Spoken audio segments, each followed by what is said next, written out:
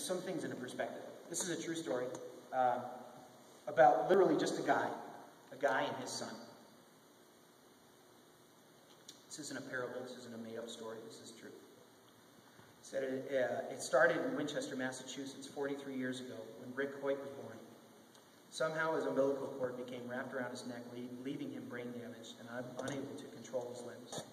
The doctors told Rick's parents that he would be a vegetable for the rest of his life, but Dick, Rick's father, didn't believe it. He noticed the way Rick's eyes followed him around the room. When Rick was 11, they took him to an engineering department of Tufts University and asked if there was anything to help the boy communicate. No way, Dick says they were told by the doctors. There's nothing going on in his brain. His father, Dick, said, "Tell him a joke." They did, and Rick laughed. Turns out there was a lot going on in his brain. Rigged up with a computer that allowed him to control the cursor by touching a switch with the side of his head, Rick was finally able to communicate. His first words, "Go Bruins." And after a high school classmate was paralyzed in an accident and the school organized a charity run for him, Rick pecked out, "Dad, I want to do that."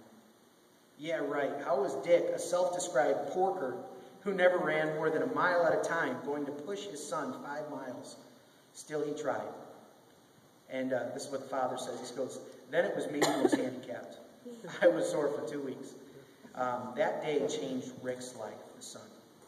This is what he said to his dad. He said, "Dad, when we were running, it felt like I wasn't disabled anymore." And that sentence changed Dick's life forever. He became obsessed with giving his son that feeling as often as he could. He got into such hard-bellied shape that he and Rick were ready to try the 1979 Boston Marathon.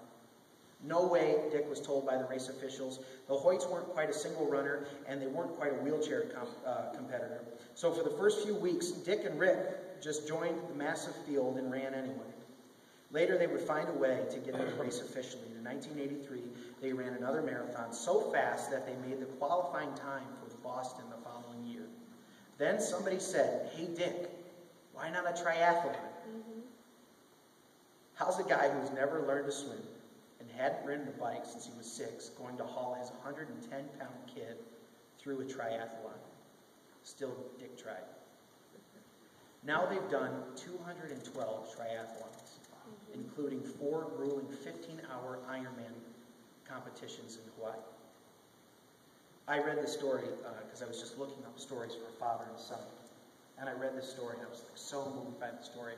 And then there was a link to check out the video, and it would be a big injustice if I didn't read the story, but then allow you guys the opportunity to see who I'm talking about. So, Mike, you can cue that. We're going to watch this for a couple minutes.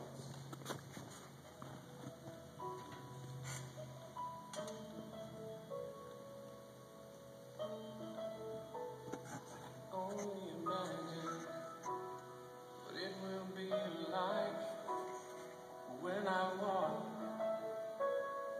by your side, I can only imagine what my eyes will see when your face is before me.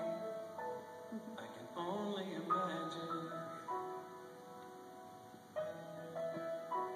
I can only imagine.